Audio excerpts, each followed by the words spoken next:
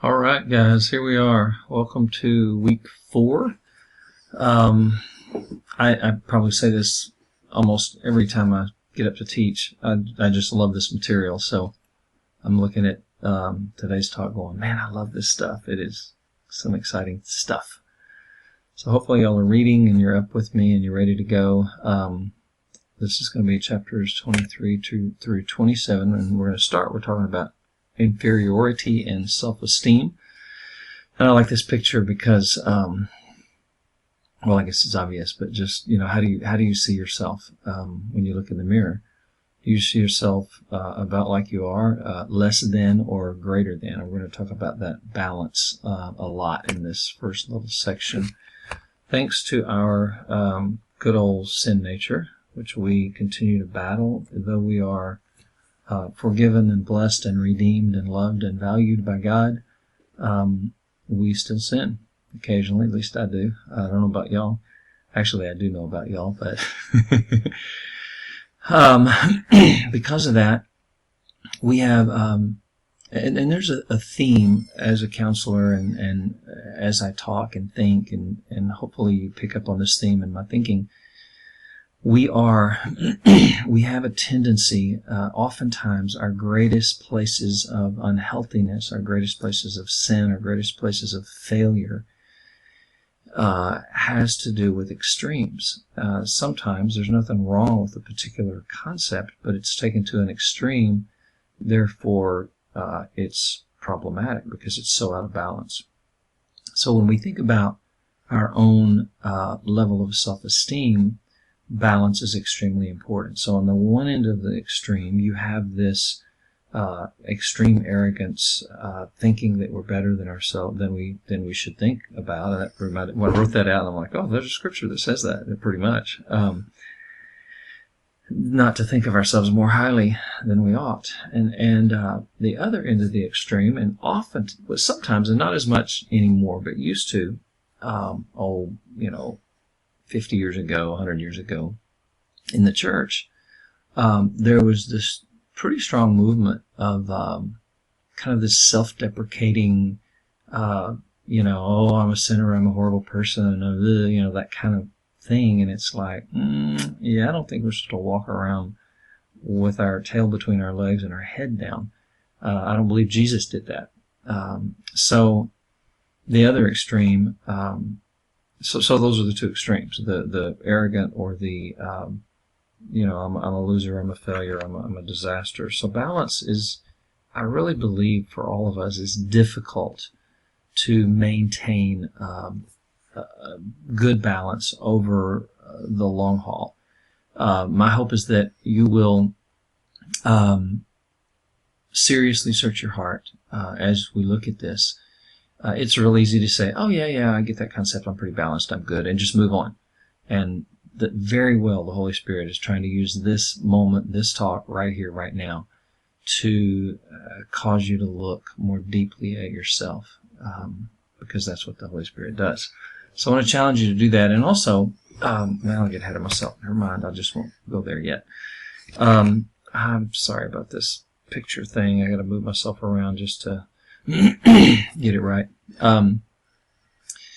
Okay, so just as a matter of simple definitions, there's definitely a difference between self-esteem and self-image and self-concept. So self-image and self-concept just simply is how we view ourselves, and it's usually a list that includes things like, but could be more than just this: character traits, strengths, weaknesses, abilities, and physical features.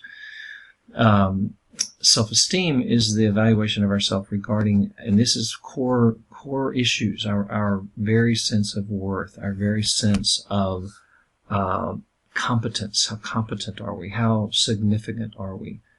I think of the book Search for Significance, which is a really powerful book for helping people, both for the helper and the helpee. I don't think that's a word, but it is now.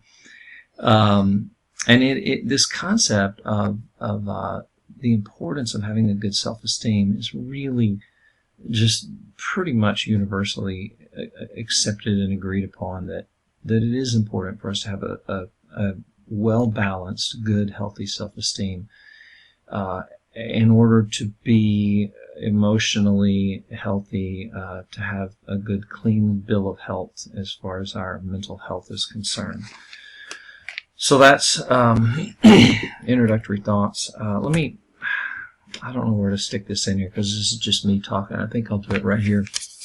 When I want to look at this stuff here, right? So our looking at ourselves, character traits, strengths, weaknesses, abilities.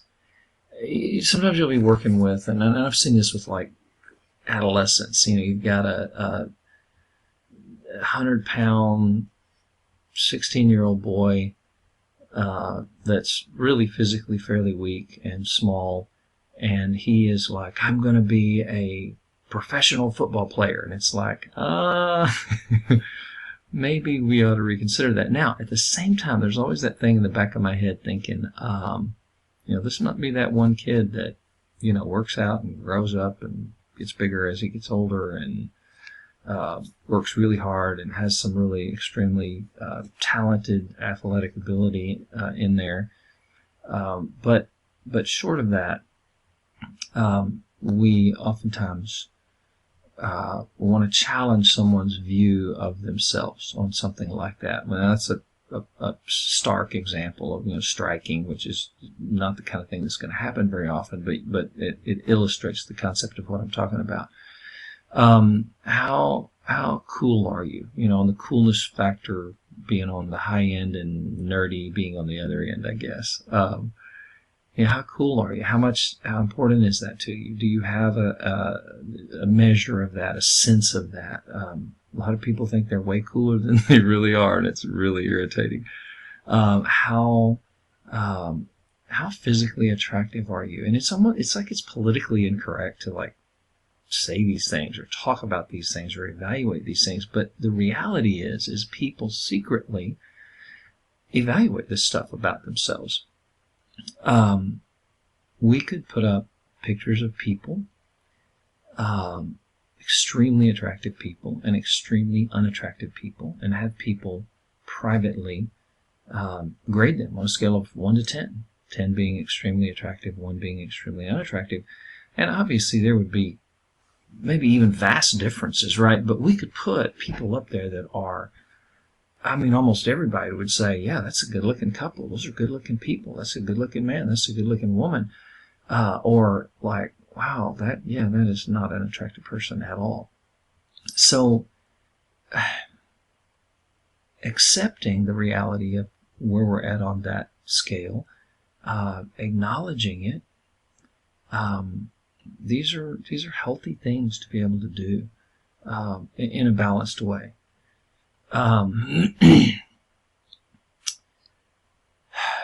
There are unique challenges with, and I'm talking about I'm talking about attractiveness because it's a big part of our self-esteem, and it's listed here. It fits under physical features.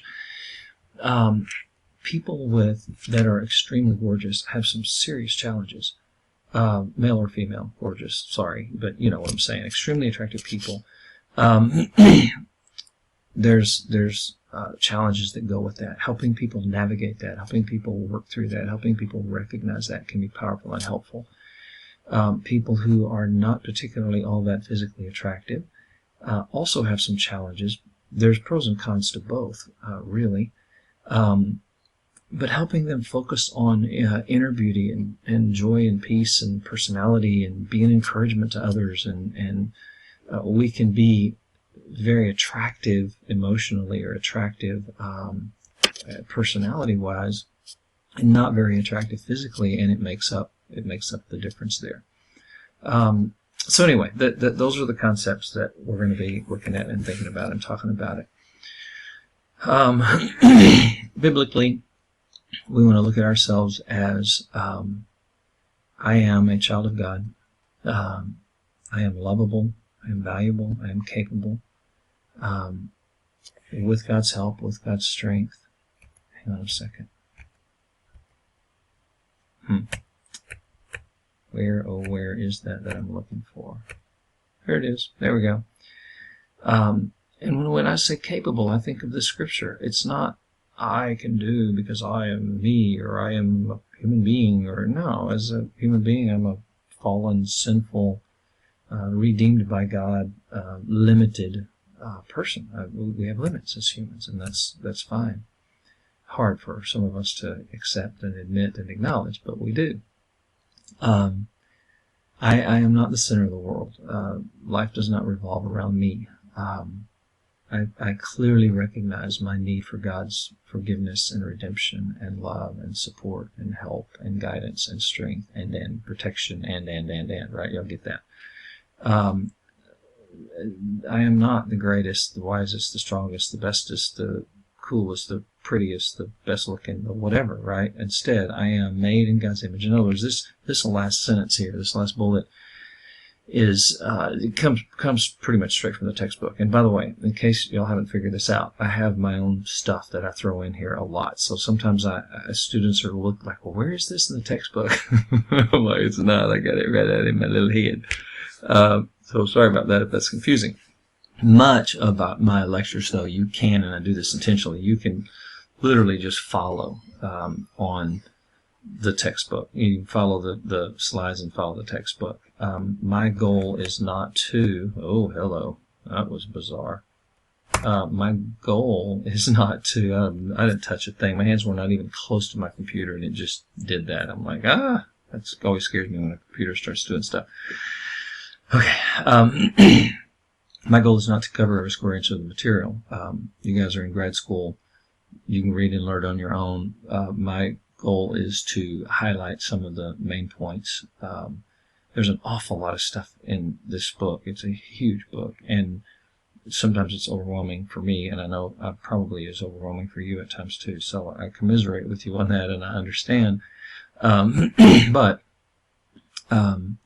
just because I skip a section doesn't mean it is not important. But when I create exams, I am using my PowerPoints as a starting point.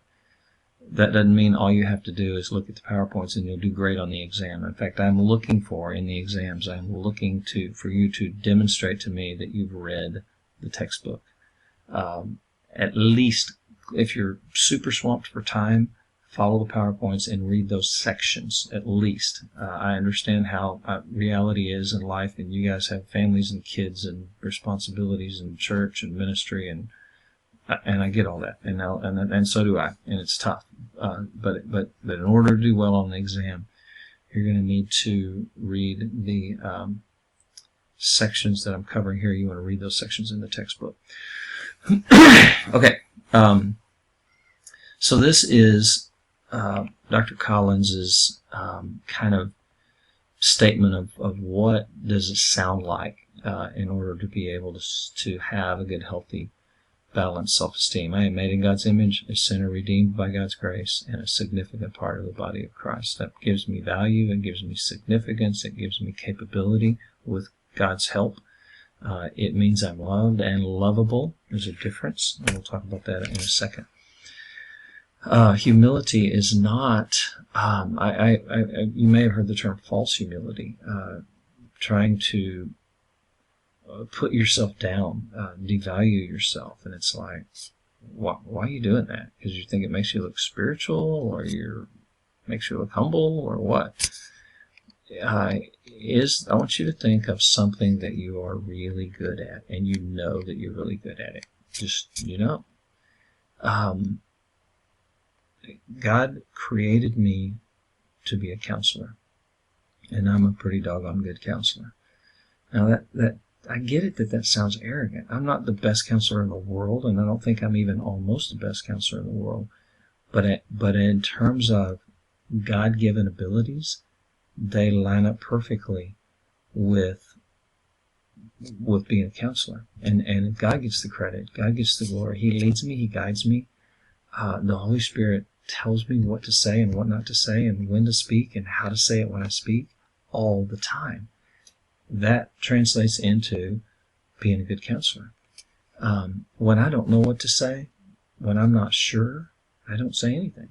I listen and use my reflecting and listening skills, and I don't put anything out there if I'm not sure that it's what the Lord wants me to put out there. And that's literally like, there's whole sessions that go by and I'm like, got nothing, man, got nothing for you. Sorry, I don't say that to them necessarily, but I listen and I support and I encourage and I walk with them through it if I'm not sure what to say. So that there's that. All right.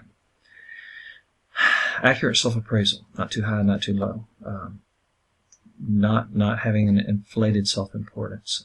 Healthy interest in the needs of others. These are definitions. These are by definition how we would define humility biblically. Accepts imperfections, sins, and failures. Acknowledges and accepts. And not just I have weaknesses. I know. And whoa. You were just an absolute jerk to me. Like, you're just going to blow that off as some random little weakness and not be willing to accept and acknowledge. Yeah, that's a problem. But also acknowledges gifts and abilities and achievements, giving credit to God. Let's see. I think when we self-deprecate and we're too self-negating, that I think we are offending God, because He's looking up there going, "Wow, really? I put this in you. I made you this way. I created you this for these purposes, and you're gonna like poo-poo all of that? No, not cool." I really take that seriously. I think that's like wow, really? Like I'm offending God by yeah, you are. And that's can be a wee tad bit problematic. I think there's something problematic. I think there's something in the scriptures about grieving the Holy Spirit. That would be one way to grieve the Holy Spirit. So there's a gratefulness and a dependence on God, and understanding of what He's given me, that it does come from Him, and that I desperately need Him. All right, been there, done that. I love Dr. Seuss. This is great. Today you are you. That is truer than true. There is no one alive who is youer than you. Isn't that awesome? I mean, yeah, it's like that's a message people need to hear and people need to get. You are you. Don't try to be somebody else. God made you, and you are youer than you. Every day, always. And there's a purpose and a reason for why He made you exactly how He made you. So what causes feelings of inferiority and low self-esteem? There are a million things, but here's a few. Faulty theological beliefs, which we've already talked about. Sin and guilt undealt with will definitely lower a person's self-esteem. Parents can be so incredibly influential, either direction, positively or negatively, in children's lives. A lot of negativity, a lot of parental fighting, a lack of connectedness with their kids, put downs. A quick story: one of my neighbors a while back, several years ago, the different place that I lived from where I live now. His son was out there, and he was probably 13, 14, 15. Divorced parents, really hurting kid. I'm like concerned about him to this day. Don't really have any interaction or contact with him, but I think about him and I'm concerned about him, pray for him. But his dad put him down in front of me, and it was something about how he was mowing the lawn or something, and it just criticizing him and putting him down, and it just broke my heart. I thought, dude, you are destroying your kid, absolutely destroying your kid. It's just really sad. So those kinds of, he wasn't yelling at him, he wasn't cussing him out, he wasn't screaming at him, right? So it's like it doesn't take all that to destroy a kid's self-esteem. Silence, by the way, from parents is interpreted as absence of love and absence of support, neglect. Huge problems. Okay, so you help evaluate that in people's lives. We always look at that in our own lives as well. I remember my oldest daughter, who's now 24 years old and married and doing well. One time I was busy and distracted and life was crazy, and She was trying to talk to me, and I really wasn't paying attention to her at all. And she grabs me by the pant leg. I mean, she was like 2, literally. She goes, "Daddy, Daddy, look at my eyes." And she's pointing, "Look at my eyes, Daddy." I'm like, oh, dude, I almost started crying. I just got down on my knees and got right in her face and like, all right, baby, what's up? Here I am. Like, for everything else just went away. So it's incredibly impactful and incredibly important. And they know, like, you're not looking me in the eye. They know instinctively. She hadn't been taught that. That whole, you're not looking at me, you're not listening to me. She just knows instinctively that, and children do. When we experience failures, especially big ones or multiple ones or defeat, that can affect our self-esteem, sometimes just temporarily, but it can pile up and build up if not dealt with appropriately. Processing it mentally, emotionally, dealing with it, then that can cause problems. Unrealistic expectations, thinking that I'm supposed to be perfect, for example. There's all kinds of faulty thinking that we talk about as counselors that have to do with self-esteem. I'm not good enough. I don't measure up. I don't meet the standard. I don't cut it. Those kinds of things, and many others.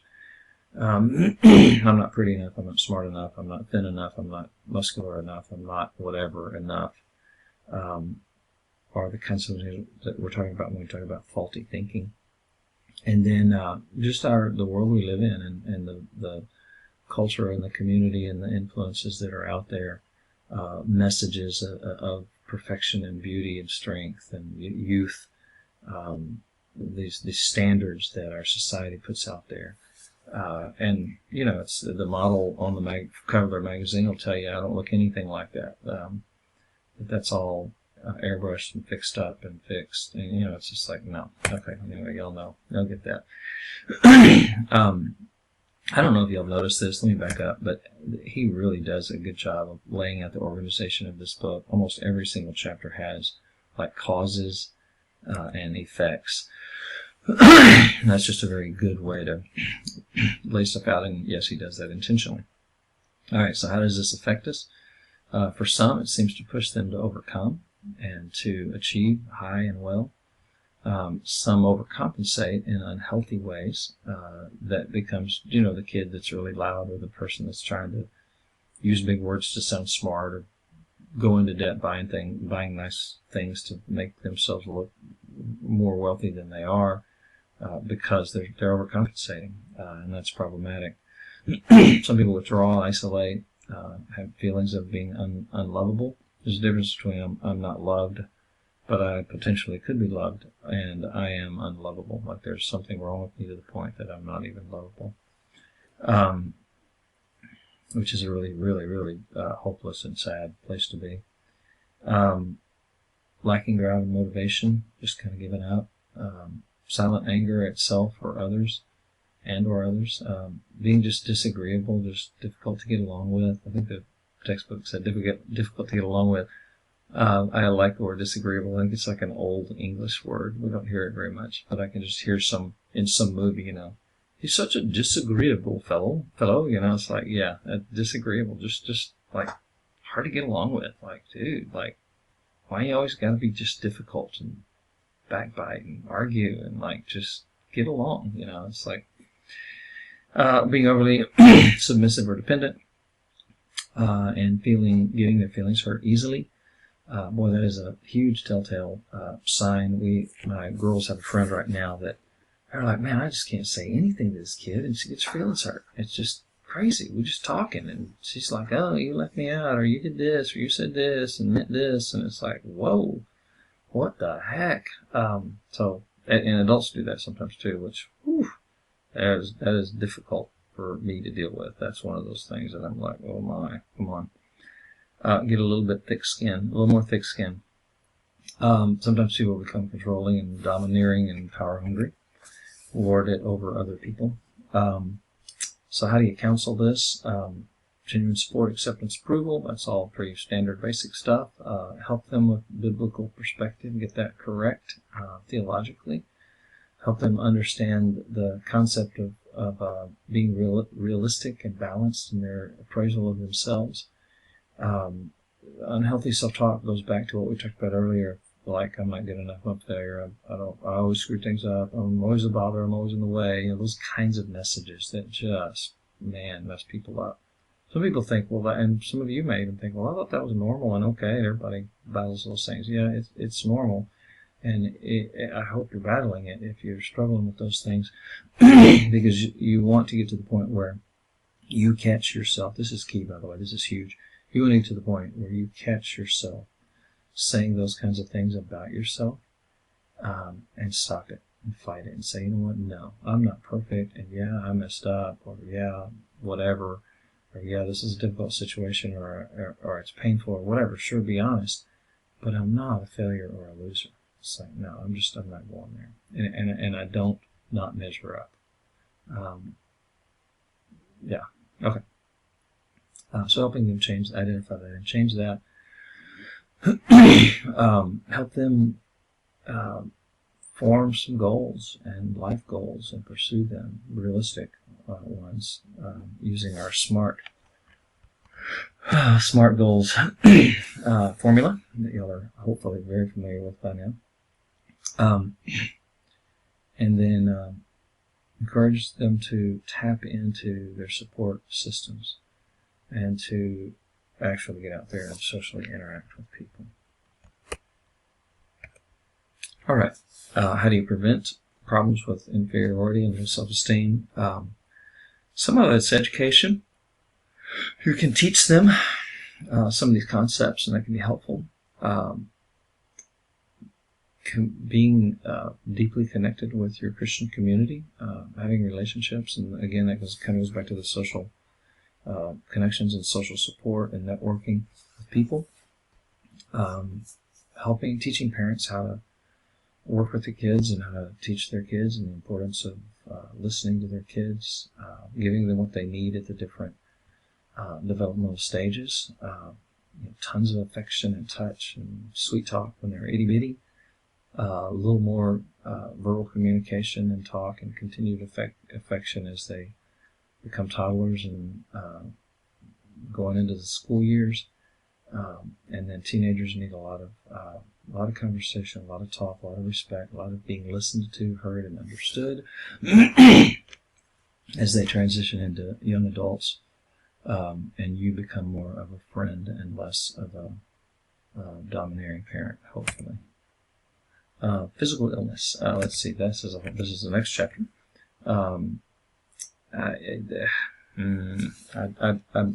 Again, I don't want you to think, because I didn't have many slides on physical illness, that it's not important, but I breezed through some of this, kind of jumped around, so we got the major concepts, though, I think. So here is spirit, soul, and body again. That is extremely foundational in my thinking of working with people, whether it has to do with cause, diagnosis, treatment.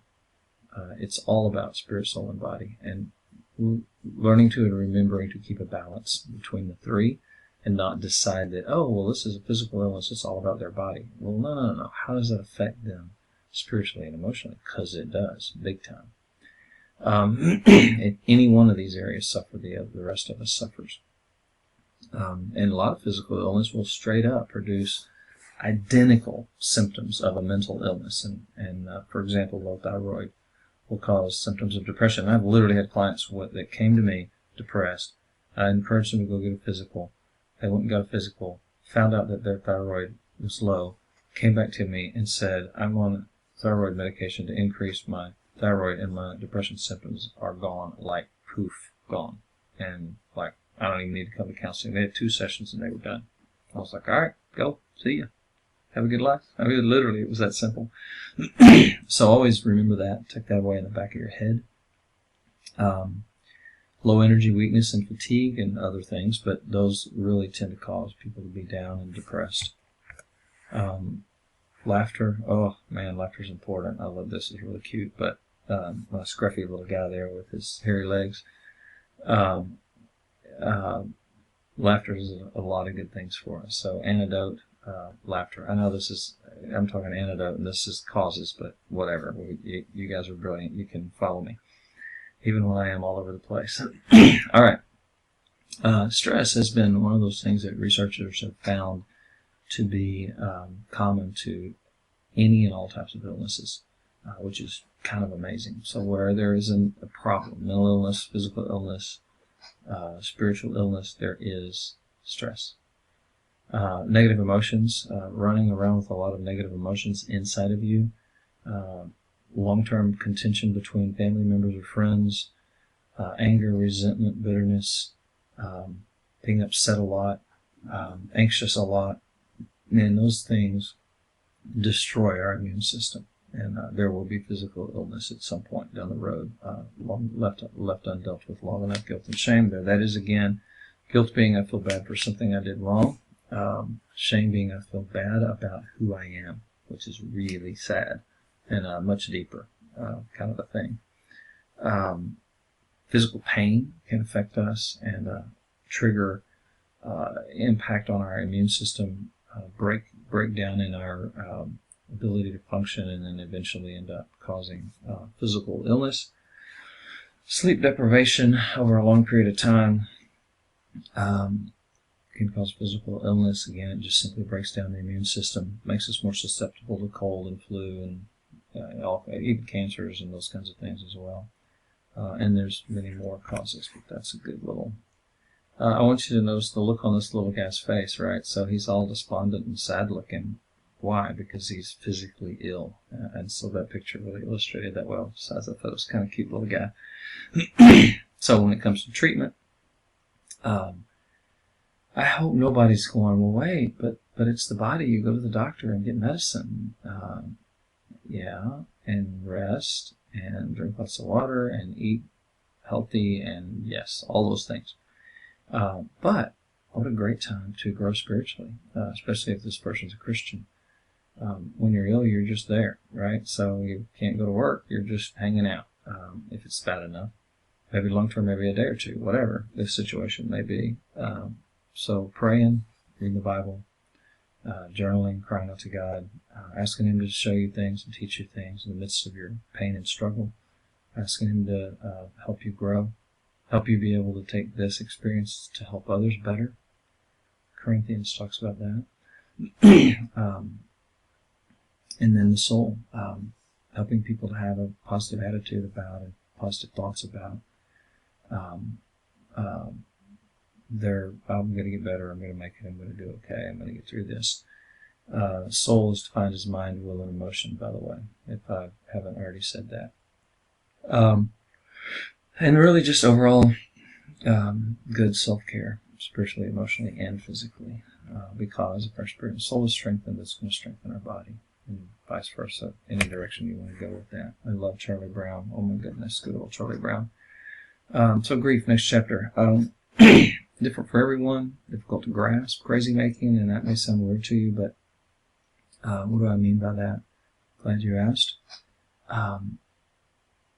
People literally sometimes think they're going crazy, like their phone will ring and think, oh, mom's calling. Oh wait, mom's dead. Like that's kind of crazy. And then they walk away going, am I losing my mind? No, it's grief. It's very normal. You know, as people hear mom's voice, like I thought I heard mom calling me. It's like, yeah, okay, now that's really crazy because I know she's dead. No, the grief process is just a jumble of emotions that can be really crazy. Biblically, the Bible clearly talks about Christians do not grieve as non-Christians do. Because there's hope that we'll see Him again and that they are in heaven. Now that's not, I think some Christians are like, oh, you just shouldn't have any pain at all, and you just, you know, like something's wrong with you spiritually, why are you so sad, and blah, blah, blah. And it's like, dude, really? No. Jesus wept when Lazarus died, and He knew He was fixing to go raise him from the dead. That's just like bizarre almost, but I think at some level He was just simply touched by the Lazarus's family's sadness and grief, and he was also exemplifying to us grief. So it's very okay to cry. In fact, it's healthy to cry. You need to give yourself time to cry. It's okay to be angry. We'll get to all that in a minute. All right. The type of loss really affects people's grief, seems to impact people's grief pretty drastically. Death of a child, and particularly a younger child, it is really pretty widely viewed as the most difficult type of loss to deal with. Loss of a spouse is different than loss of a parent. Some deaths are very expected. My mom died in 2008, and she was just old and had Alzheimer's and was really just wasting away and deteriorating. There's even, and this may sound strange to some of you, but if you've experienced it, there's a sense of relief. Doesn't mean I wasn't sad. It doesn't mean I don't miss her. But she was miserable. And so, and my father actually right now lives with us. He's lived with us since Mom died. And he is also has Alzheimer's and is 88 years old and physically becoming more and more frail. Walks around just fine for the most part. But he's going to die. And I literally, my girls are really close to Gramps, we call him. And we talk about death, and I'm mentally preparing them for his death. And I'll say something like, he's going to be gone, probably in the relatively near future. And we need to accept that and be prepared for that and know that. And they're like, I know, Daddy. I think about that. I was like, okay. Then we talk freely about that kind of stuff, which is kind of cool, I think. Anyway, people's personality types affect our ability to deal with grief. I'm laughing because I just did the DISC personality inventory with my wife's company and sat down with each one of them individually, and then had a group discussion with them for about 2 hours just the other day, this week. And one of the things I talked to, I wish there was a personality inventory surrounded around the characters of Winnie the Pooh, because we have Tigger, and we have Eeyore, and we have Rabbie. Those are the three I'll talk about right now. But so Tigger is like a party waiting for a place to happen. Some of you are Tiggers. I kind of have a lot of Tigger in me. And it's just like, woohoo, all right, here we go. We're having fun. Everything's about having fun. Eeyore, the donkey, is, oh my goodness, it's probably going to rain today. And everything is just negative. He's so pessimistic. So Eeyore is going to handle death worse, generally speaking, than Tigger is. And not that Tigger is impenetrable, right? It's going to affect him. The Tigger type personalities I'm talking about. Y'all with me? We're being very very abstract right now. All right, so personality makes a difference in how we deal with it. Grief is normal. We need to allow ourselves and others to grieve. What I mean by allowing others, not that you have total control over people, but, some people visit grave sites a lot. Other people never visit the grave site. Never say to someone, why do you always go to their grave? Like, that's like, let them go. Like, stop. Like, that's ridiculous. No, you know what? No. I mean, I'm not a graveside visitor at all. But I get it, and I'm perfectly okay with someone going on special occasions, or their birthdays, or their anniversary times, or Christmas, or Easter, or whatever they choose. That's great. That is perfectly normal and okay. So just let people do what they need to do. And there are somewhat guidelines, and we'll get to that next. I don't even think the textbook puts actual stages of grief. Oh, I love it when I mess up like that. Look at this. Okay, so start with a quote.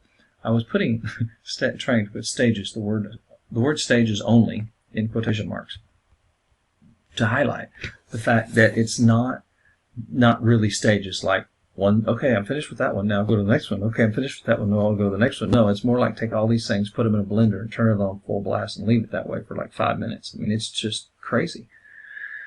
But generally speaking, initially people will experience denial and isolation.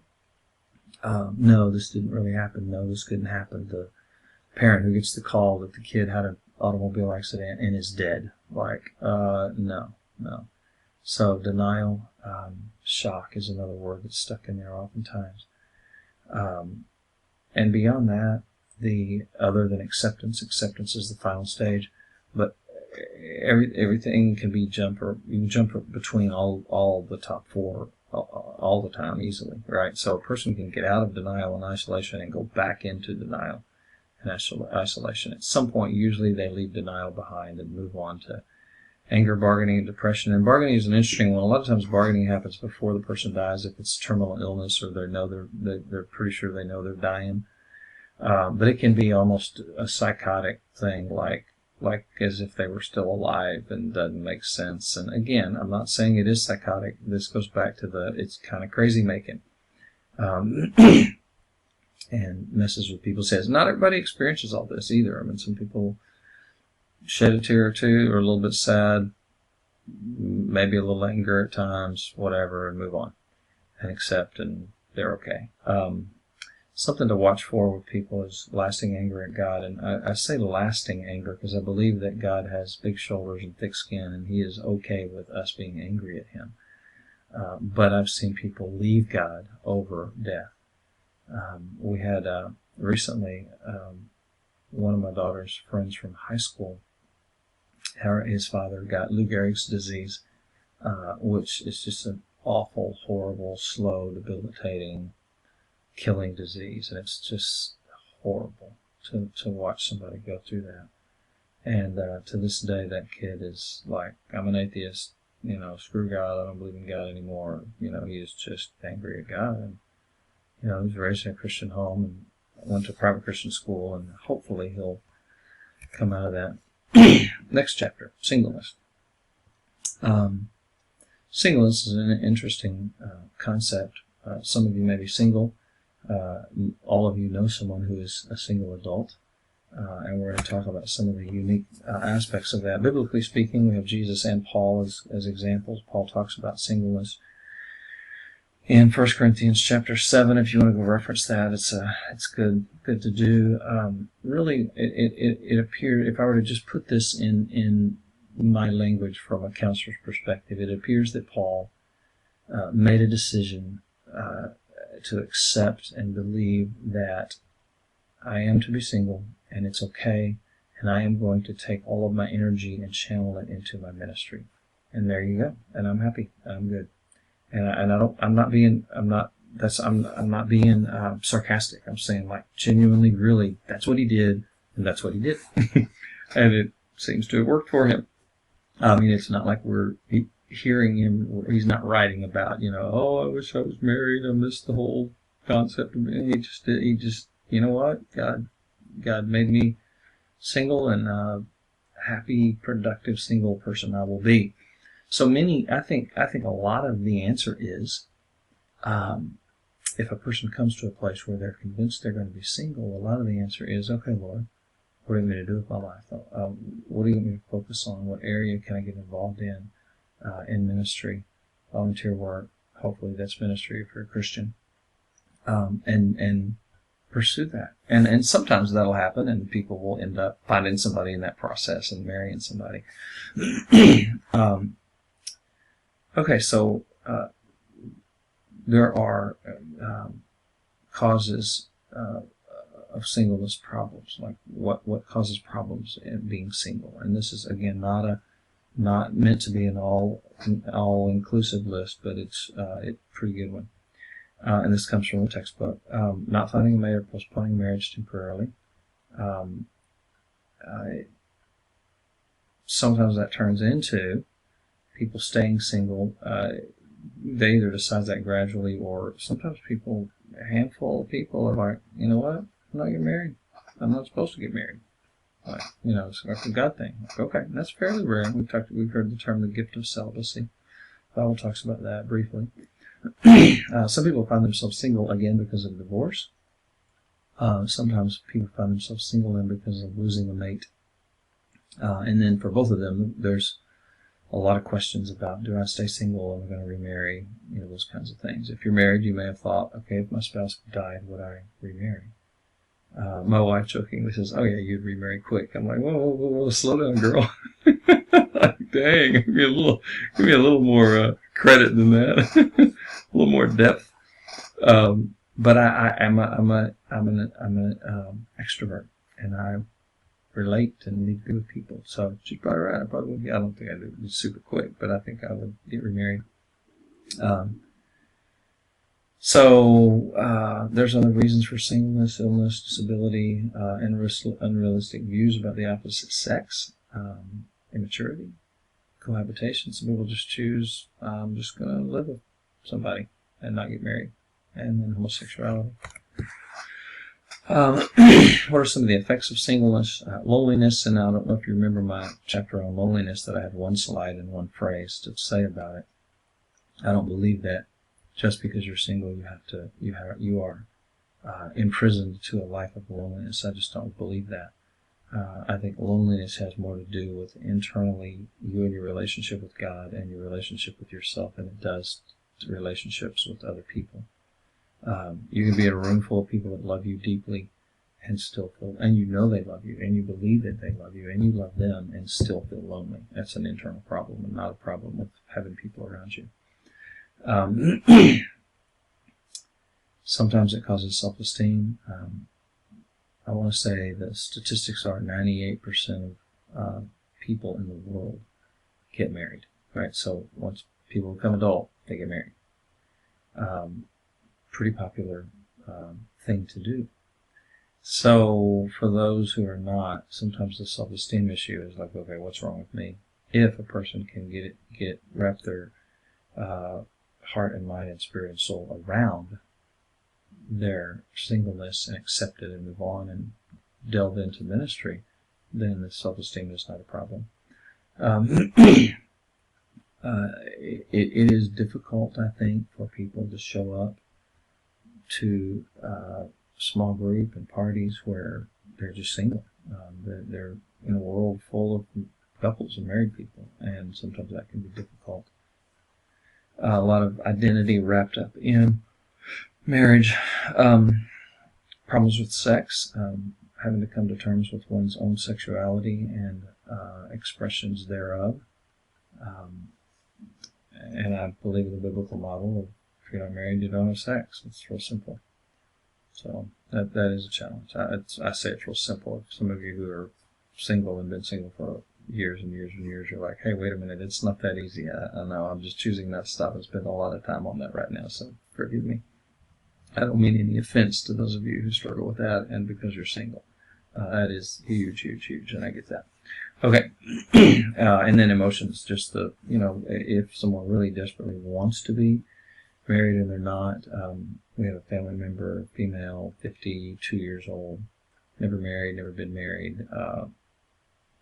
Look, the chances of her ever getting married are slim to none. Just you may say that sounds so cool, and I don't mean it that way. I just don't think it's meant to be. I don't think she might someday. But there's been some sadness and some frustration and some anger that she's dealt with over the years because of her singleness. How do you counsel singles? One of the things that's interesting that he starts with, Dr. Collins starts with, is be aware of your own attitudes. Like, what is your attitude about single people? Do you believe they are lesser citizens? Do you believe that there's probably really something wrong with them? That's why they're single. No, not necessarily. No. It could be that. I mean, I as a working with college students, I'll have insightful young men and women say to me, I'm not ready. And God's got some things He's got to work out in me and fix in me to prepare me for marriage. I'm not ready yet. I'm like, okay, so what do you need to work on? Let's roll up our sleeves and work on some stuff. It's really kind of fun. If someone doesn't get that or doesn't see that, it's a little more challenging. If they get that and see that, it's like, oh, great, this is great. Let's work on it. All right. Help them accept their singleness, find purpose in life. We already talked about that. Guide interpersonal relationships. Um, help them with appropriate biblical, physical boundaries with people. Sexuality would fall into that category, obviously. Encouraging them to have lots of friends and friendships and relationships. Dealing with their sexuality, simulate realistic life planning. Special needs for single parents, obviously. Some unique challenges with that. Helping them work through that if that's the case. And if people are single and wanting to get married, help them be wise and wait.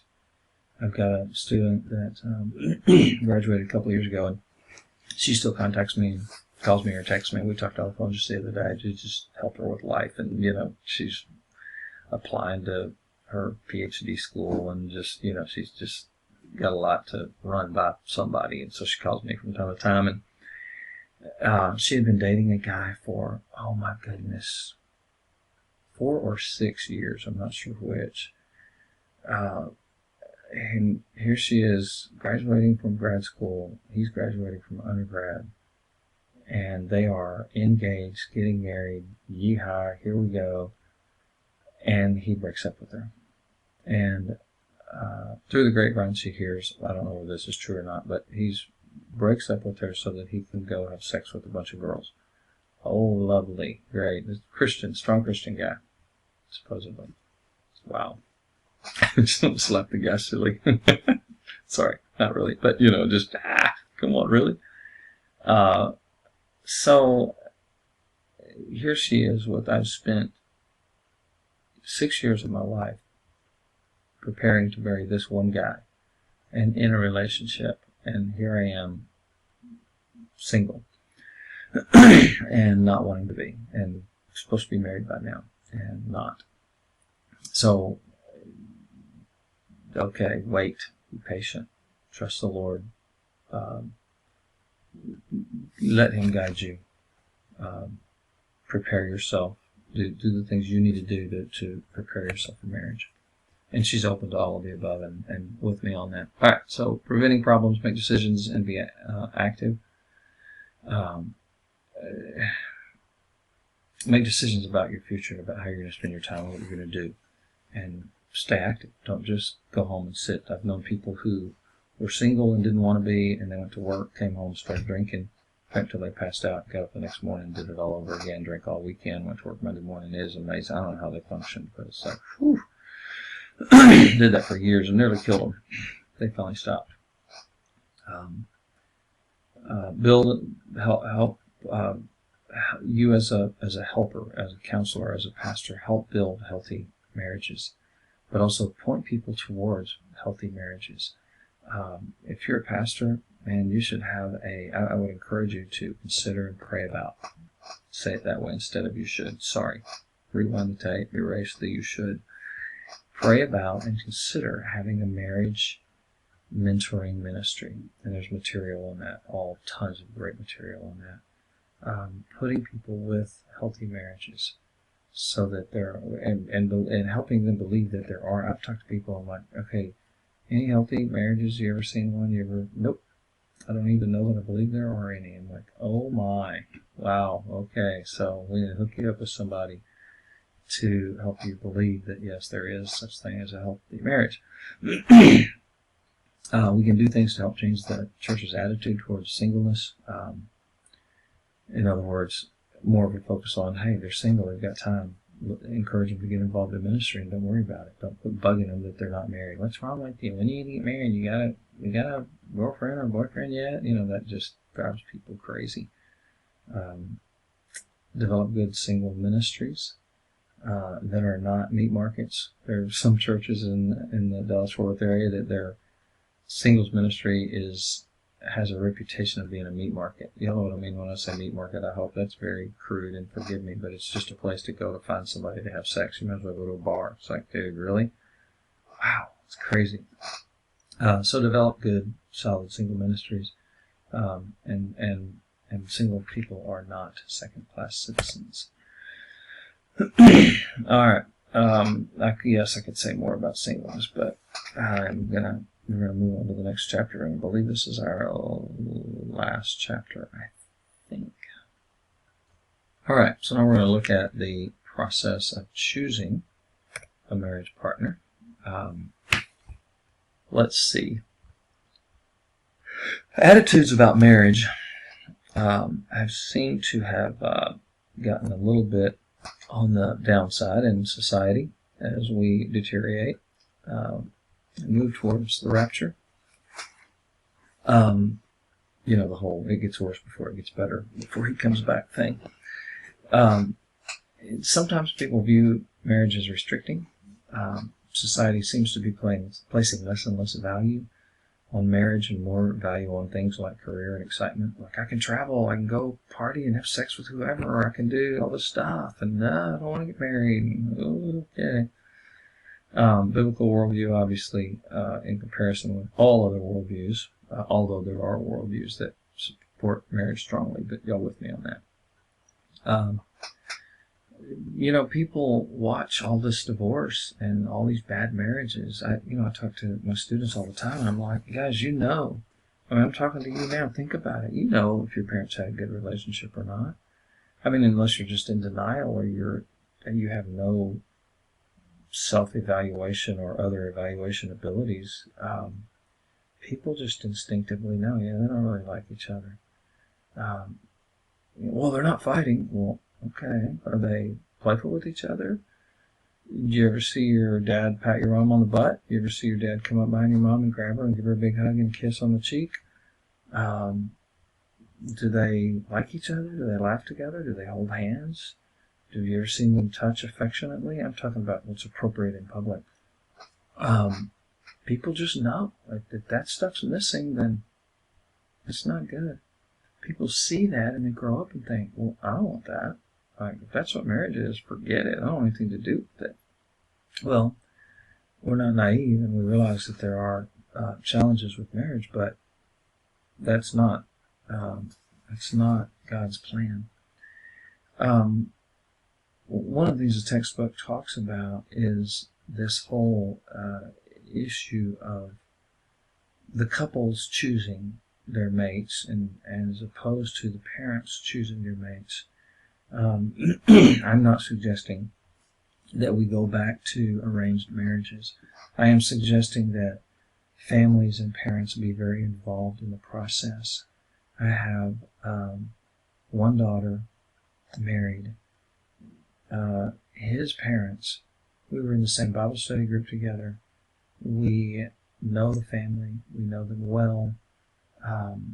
We all looked at each other and said, I bet our kids are going to get married someday. And we're good with that.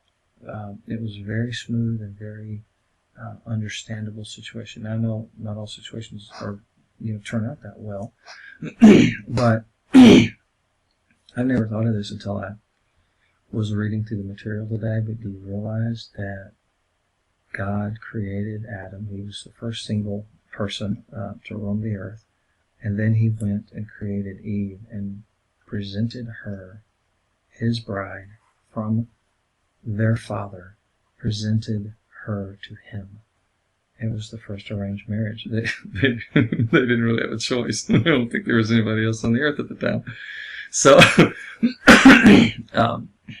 again, I'm not saying we need to move back to that. And hey, there's societies still today that do that, and the whole world did it at one point, pretty much. Kids are blinded by infatuation and sexual attraction, and definitely need their parental input. When I asked Annie to marry me, Annie's my wife, current wife, only wife, first wife, last wife. Some of y'all are like, wait, what? Yeah, I will only been married once, and I'm still married to her. 29 years it will be this December. I told her, I said, when I ask your dad for your hand in marriage, if he says no, we're not getting married. And I meant that. And I believe that. I didn't have any reason to believe he would say no, to which you're now laughing at me saying, oh, okay, well, that was easy. Okay, but I it was a serious moment for me. I was thinking, wow, what if he says no? I mean, I don't know. Um, I told her we're not getting married, and if it's God's will, then He will change your father's heart, and I believe that to this day. And yeah, that's old fashioned, but I believe it's biblical as well in terms of honoring your parents when we are we're just too easily blinded when we're young. So I won't belabor the point. How do we help people? These questions are good questions to help people with their evaluation of themselves as well as marriage partners. Talk to them about why people choose a marriage partner. What are you looking for? Help them make lists, actually. Why do some people choose to remain single? Where do people find a mate? I joked around about church ministries that are meat markets and bar, and then you could just might as well go to a bar. Best place to find a mate is in church or in a parachurch organization doing missions work or ministry or volunteer work for a Christian organization.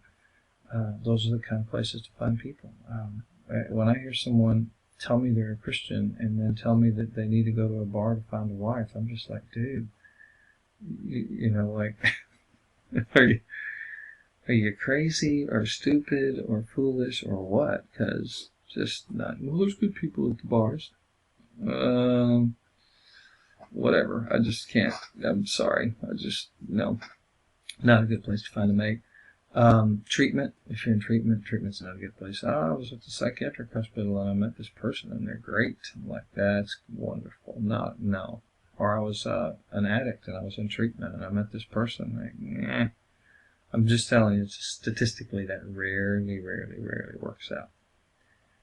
Let's see. Why do people choose unwisely? Oh my gosh, we could talk about that for hours. I call it your picker.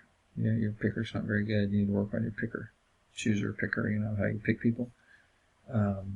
Usually there's unhealthiness within the person, and therefore their picker is broken. So you need to work on that. Emotional issues, family issues, negative things going on in your head, all kinds of things that go on with that. Things to look for that would cause us to say, yep, they're choosing wisely. Similar religiously, backgrounds, culture, complementary needs, emotional resonance, compatibility, compatible personalities, not compatible sexually, because we don't know that yet, because we're going to figure that out if we get married. But compatible personalities. I mentioned earlier that I administered the disc to the people at my wife's office, and one of the things that they do is they put there's a little in the results. It says personality profiles that are not complementary to yours. I'm sorry, that are complementary to yours.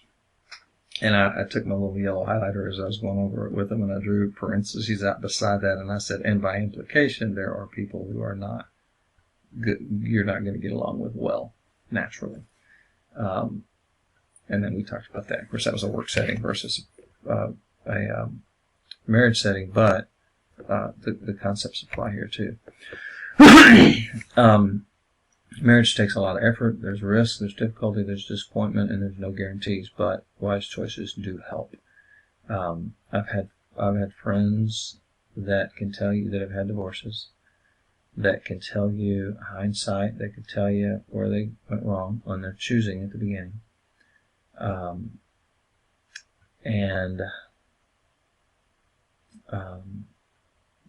Their wives ended up going off the deep end, like drugs, some thug, living with some thug, and he's beating her, and she's doing drugs, and you're just looking at this going, whoa, what happened?